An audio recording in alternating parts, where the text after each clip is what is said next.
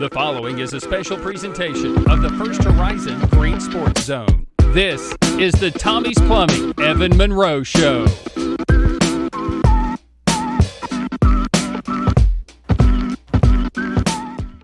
Welcome back to First Horizon's Greene Sports Zone, and welcome back to this week's edition of the Tommie's Plumbing Evan Monroe Show, where we cover everything on the range with the West Greene Buffaloes football team. We'll recap last week's loss in Eagleton, and we'll cover this week's milk can game that will be presented to you as the game of the week this week. But first, as always, we need to go ahead and get a spot break in first. So we'll be right back after this quick message here on First Horizon's Greene Sports Zone. The Tommie's Plumbing Evan Monroe Show is brought to you by IHOP at Davy Crockett TA Travel Center, Ashley Drug Center, Gateway Ford Nissan, by Tommie's Plumbing, and by First Horizon Bank. Here's a twist on your typical banking options. What if instead of choosing between a big bank or a small bank, you had one bank that's the best of both? That's First Horizon. Big bank muscle with small bank hustle. Big bank convenience and small bank connection. When the best of big meets the best of small, you get it all. To help you on the road to your horizon. First Horizon Bank. Welcome back to First Horizon's Greene Sports Zone, and welcome back to this week's edition of the Tommie's Plumbing Evan Monroe Show, where we cover everything on the range with the West Greene Buffaloes football team. As always, joined here with Buffaloes head coach Evan Monroe. What's going on? It's a beautiful day. It's a brand new week. It is a new week. It's a little hot outside today. It'll be all right. It's not too bad, but you expect it to get a little colder at this time. But nonetheless, Not 90 degrees. You expect, low 80s, high 70s, but, it's supposed to be pretty warm today and then pour down rain the rest of the week. So. It's not quite football weather just yet. No. You don't expect it to be football weather in September in Tennessee, but we're getting there. We're getting there. A lot closer than we were in August. Yeah, it's getting cooler on Friday nights. I don't know. I brought the long pants out, I think, once. That was your Thursday night game with North Greene. Got a little chilly that night. Outside of that, still pretty cool. Yeah. Maybe just bring a windbreaker out. I see. I let most of my coaching staff wear shorts and a polo, and it's like that's fine. But I'm always in pants. I just feel like as the head guy, I got to be in long pants. And then there's some games I'm like, why am I wearing daggum breeches? It is 100 degrees outside. But you make do with what you got.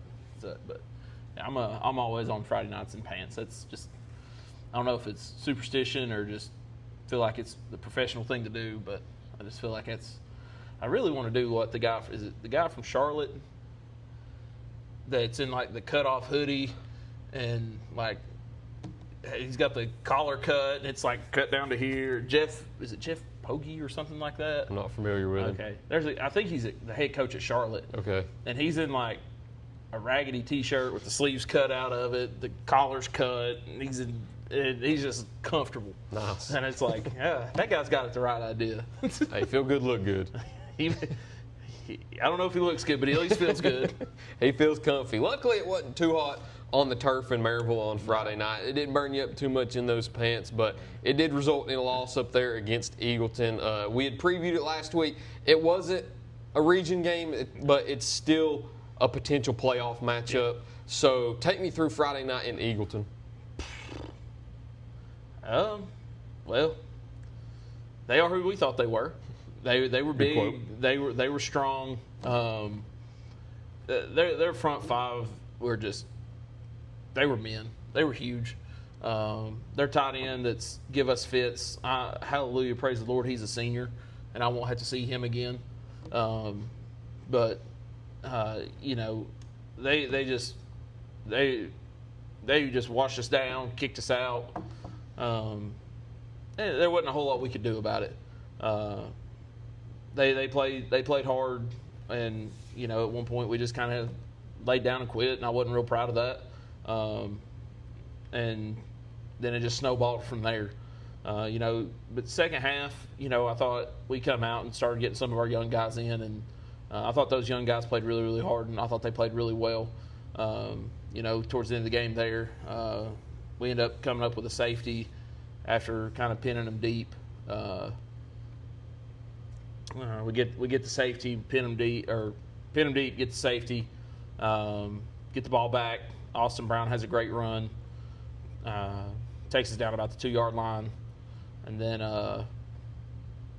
just get him a little inside run there to kind of punch it in and get him his first rushing touchdown of the year. And then, right there, last play of the game, we got the young bunch in, and we give Michael Brown just a little run there, and kid ran really hard, and kid come up to try to tackle him, and Brownie just kind of swiped his hands away, didn't let the kid get a hold of him, and he outraced another kid to the end zone. So, it was ugly. First half, we didn't play well, but second half, our young guys played hard. They played well, and that's a group that I'm excited about for this future because they play hard and they're pretty darn good at football. And I think Sean Bailey had that safety also. Yeah, Sean Bailey ended up with the safety. He come downhill off linebacker. They tried to run a little sweep or something, and he just scraped over the top and ripped and rolled the kid and got him in the end zone. So I was pleased with that. But our older guys just didn't get the job done, and our young guys come in second half, played hard, and I was pleased with that. Second half had a few positives. First half really didn't have any positives. The one that you can talk about is you had another blocked PAT, which we joked about before we started recording. You might lead the state in blocked point afters or blocked punts. You might be the best special teams team in the state, even though a lot of those don't result in points on the scoreboard. No. But I think it was Ethan White had a blocked PAT after Eagleton's first touchdown. So what's been working well on special teams so far through the year? Han and Early have kind of took over that, and Han he said, I may not be much of a defensive coordinator, he said, but I can scheme up a PAT block. And I just let him roll with it because obviously it's worked for us. I think we were at 5 or 6 total block kicks on the year. So through 5 games, we're averaging a block kick a game, which is pretty cool. It's a bright spot for us. Our special teams has been pretty done well for us. Our return game has been good. It kept us in the game against Providence. Our kickoff is, we got to work on it a little bit and cover him better just to not give up such big field position. But our kicker, the only time we attempted a PAT and didn't make it. It was a botched snap, and he didn't even get a chance to kick it. So our Kendall is 100% on his PATs for the year. So, there is bright spots there that our special teams is doing well. We've executed a fake punt. And so, special teams is a third of the game. We just got to get better at the other 2/3 to match that effort, and we'll be rocking and rolling. Moving into this week now, you've got another big game coming up. You've got one of the biggest games of the season. You've got the Milk Can game against South Greene. It's the oldest rivalry in the county. It's some people's favorite, especially the people around here's favorite. It'll be South Greene. It'll be West Greene. Of course, it'll be presented as this week's. You want to say it this time?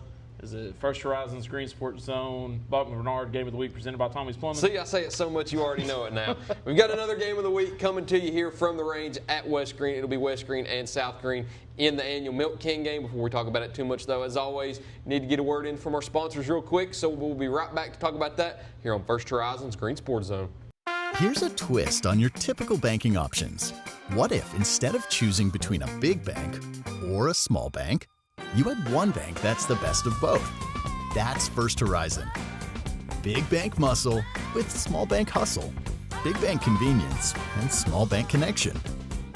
When the best of big meets the best of small, you get it all. To help you on the road to your horizon. First Horizon Bank.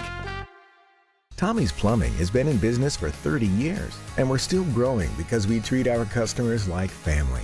We are proud to do any job from kitchen faucet installation to a complete home repipe. Tommie's Plumbing offers warranties on most products installed by our technicians. When the job is done, Our friendly professionals make sure to clean up. We invite you to visit our new showroom in Jonesboro to see our quality products for yourself. Tommie's is the only one to call when you need a fast, reliable, professional plumber in the Tri-Cities.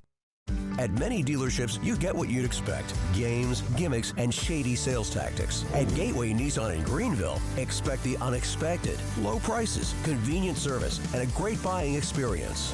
Get our Gateway exclusive lifetime powertrain warranty. No worries for life. You deserve the unexpected. It's the #1 reason you gotta get to Gateway. Shop online at GatewayNissanGreenville.com. Or take the super short drive down Highway 11E to Gateway Nissan in Greenville. Win or lose, it's a family tradition.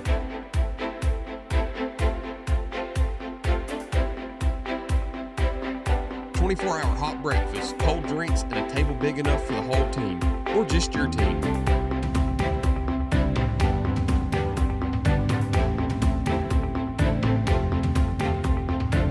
IHOP at Davy Crockett Travel Centers. Breakfast that brings you back.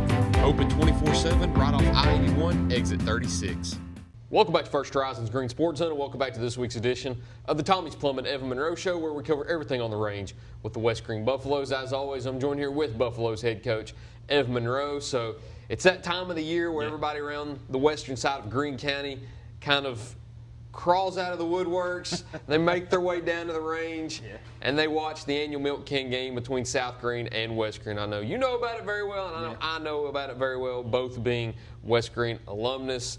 It's everybody around here's favorite game of the year. I mean, nobody's shy about saying it either. I think it's some of the players' favorite game of the year. It's a rivalry game. It's one of those games where no matter what the records are, you throw it out the windows because you've got experienced coaches on both sidelines that know each other and have been experienced in coaching with and against each other. It's always a fun matchup between South Greene and West Greene. What do we expect on the range on Friday night?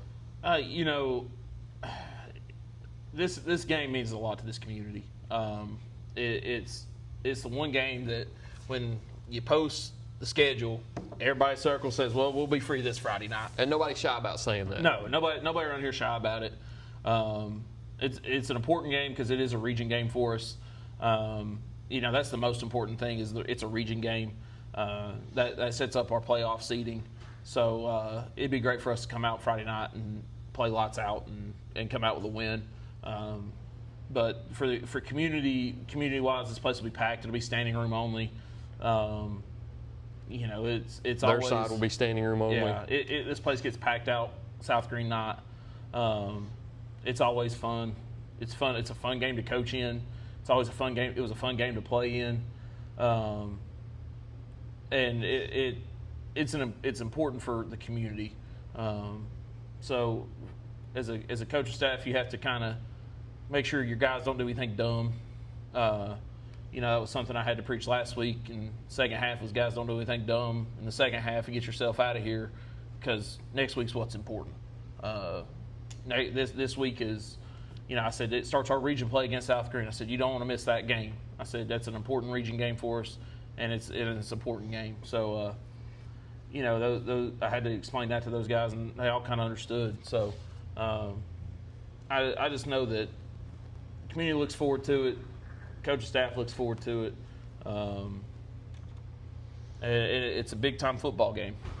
And that's one thing that I forgot to add that you touched on right there is that it's your first region game. Yeah. This starts region play where you have a schedule where you have 7 non-region games and only 3 region games. And it's weird that you start your region games in game 6, but you're at a point in your schedule now where you have region game followed by non-region, then a region, and then you've got Cumberland Gap to finish. Yeah, so it's a weird schedule. Yeah.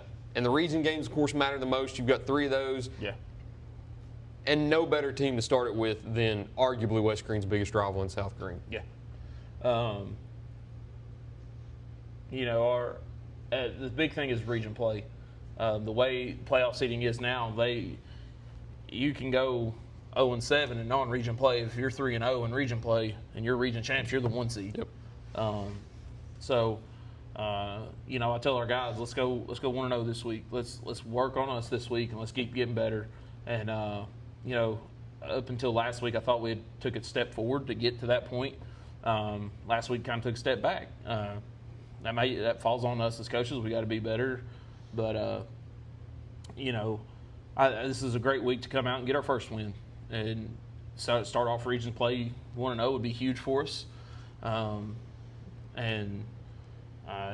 it's always good when you can get a win against South Greene.